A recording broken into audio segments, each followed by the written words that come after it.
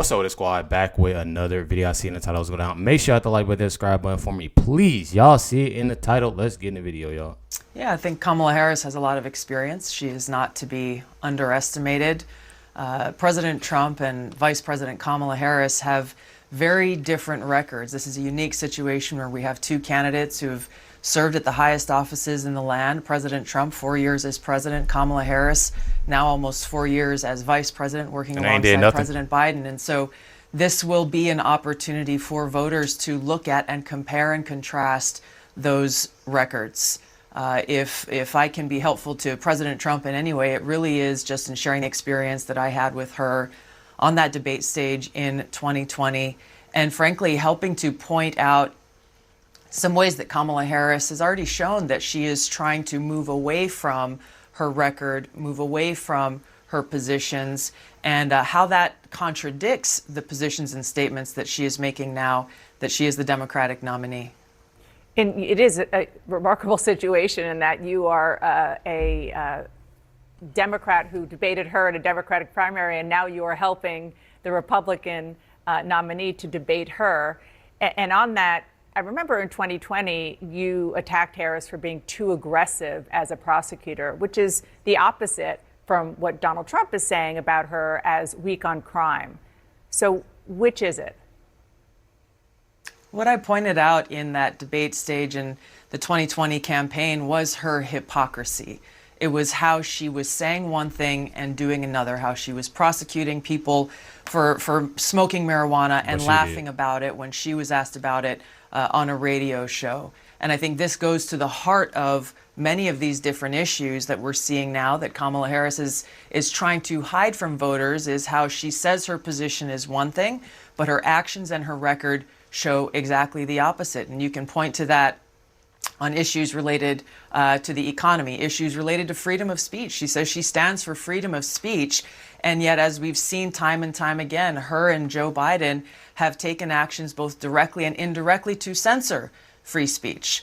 Most recently, I can point to my own experience of this, of how the Harris-Biden administration have added me to a secret domestic terror watch list the very day after Kamala Harris was endorsed by Joe Biden. And I was on TV and warning the American people about what I saw as the dangers of a Kamala Harris presidency, taking action that was clearly political retaliation. They've done this to a lot of different people, which points to how dangerous it is to have people in power so willing to abuse that power to go after political opponents. Okay, I'm not familiar with the secret terror watch list. We're definitely going to follow up on that, but I do want to move on to what is. They be covering the craziest stuff, but they never cover like the stuff. That's why a lot of times I be telling y'all, bro, if y'all have, you know, and ladies, if y'all have YouTubers and like different people's social media that y'all watch, like on X and stuff like that, go to them, because it's I'm telling y'all, because it's very important to see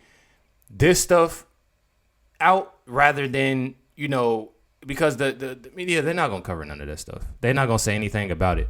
But I'm going to follow up. Dana says she's gonna. Man, I got y'all. I'm gonna check up on a lot of stuff happening with regard to controversy after the former president visited Arlington National Cemetery this week.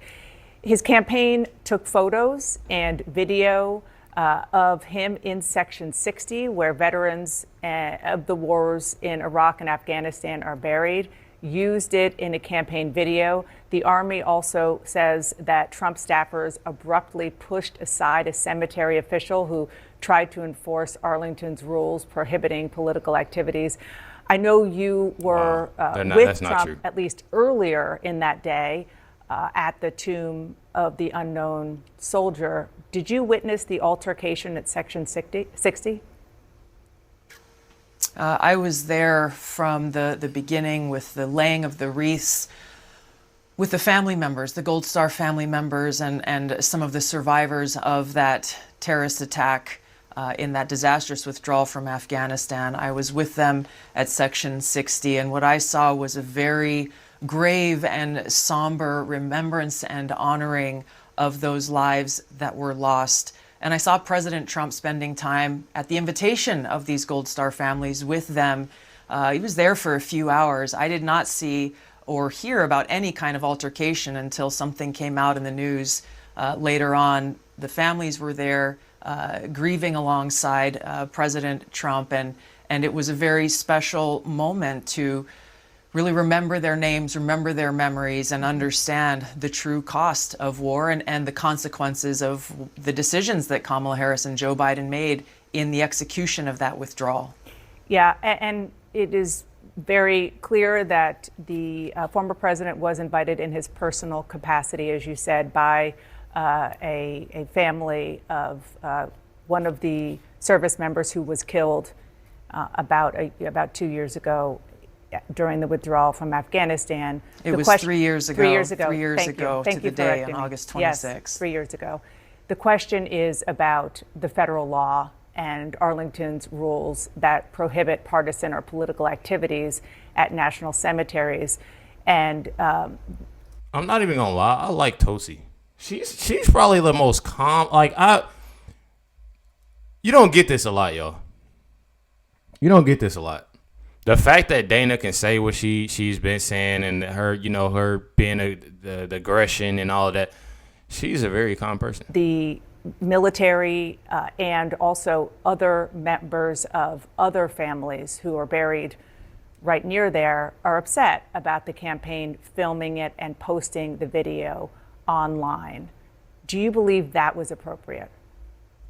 Hey, y'all, I got a question too. I'm not gonna be stopping it, too much more. But didn't they say like McCain did that, Biden did that? Like, why are they so mad that this happened with Trump? I've been trying to look and see different other people that did this, but like they doing everything and anything to like bash the mess up out of this dude. I'm telling you, like, it sucks. It really sucks on how and I keep on looking over. I got a Trump, like I'm literally speaking of Trump. I got a Trump little, I'll show y'all. I got this thing on my desk, my Trump figurine. What do you call these, like a figurine or something? But like, why they be doing it to him? I mean, they've been doing it for a minute. I checked with the campaign on this question, and they have exchanges with the officials at Arlington Cemetery. They were approved to bring a camera there to document this historic and momentous day that should not be forgotten by any American. Yeah. And to have a former president there and joining these Gold Star families, I know President Trump wanted to share that with others, especially given the fact that President Biden and Harris, I heard, were invited by some of these family members. They not only didn't come, they didn't even respond to that invitation. And now to have Kamala Harris put this statement out yesterday saying that she stands with these families, she stands with the military and with veterans, you only have to look at the response that came from the Gold Star families of these 13 service members, of how offended they were by that statement, given she has not made any effort, not on that third anniversary or any other time, to call them directly to offer her condolences and even apologies for their decisions that led to the loss of their loved ones. Do you think that the campaign will release that communication that you're talking about? Because the Army is saying very clearly that they broke the rules because it was clearly put out online, pictures, video, meant as a part of his campaign. I thought why aren't they talking about the fact that when Kamala was giving her speech or whatever she was doing, her scripted talk of when she was in, where was she at, y'all? New Hampshire or something? And as soon as the shooting happened, she wanted to use that, and so I'm confused on why they're doing this, but that woman, I'm telling y'all, she is the biggest hypocrite. People on the left, like, I'm literally like, y'all done push this. Oh, Trump, he did this, that. He was at the cemetery and he brought the cameras and this, that, and the other. But she just sat up there and, man, if y'all don't know what I'm talking about, just look at what she was talking about with the shooting happened in Georgia, the school shooting. I literally seen something about that today too. I think the father had his first court appearance today. If y'all want to check all that out, it's all over X. It's really everywhere, but it's insane. We probably got to cover that too soon. I was informed that they had come to an agreement. They could bring a camera there. And as far as I know, and the public statements I've seen from the Army, is that the matter is closed. I think the matter is closed about the altercation, alleged altercation, which you didn't see, but I'm not sure it's closed, with the idea that they seem to have broken the rules and perhaps even federal law by putting out the campaign video. I want to ask you about... I just like to say one last thing on this, because Please. I think it's important, and I've seen a lot of the headlines and the stories and the concerns that people are raising about this. But to me, as a soldier and as someone who has been deployed to different war zones in the world, I didn't know that. Thank you. and I have friends who are buried there at Section 60, what is more outrageous to me is that there wasn't universal coverage of the momentous day of the 3rd anniversary of the loss of these 13 Gold Star families, and the outrage that they feel that their loved ones are not getting the kind of coverage and memory that their great sacrifice deserves. That is what everyone should be outraged about. Well, yeah, we have covered the horrible events 3 years ago, and have done so several times. She capping. Over and over again. So I appreciate you also talking about their memories, because it is important. Before you go, you said in an interview this week that you were interested in serving in a Trump administration, potentially as Secretary of State, maybe Secretary of Defense. Have you discussed that with Donald Trump directly? Dana, you need to touch your nose.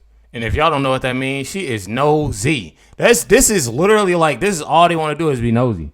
Regardless, just know when Trump get that W come November, y'all sit back and watch greatness happen. That's all I got to say. Dana, she's sitting there, ask questions, attacking, want to do this, want to say this, want to, come on now. No, I haven't. It's important for us right now to point out the difference between Kamala Harris and President Donald Trump, what kind of president and commander-in-chief they would be. And really the leading concern that I have is about this, about the contrast between their positions and their records, and the fact that as we sit here today, President Biden and Kamala Harris have us embroiled in wars in 3 different regions of the world, have us closer to the brink of World War III and nuclear war now than ever before, according to the Bulletin of Atomic Scientists.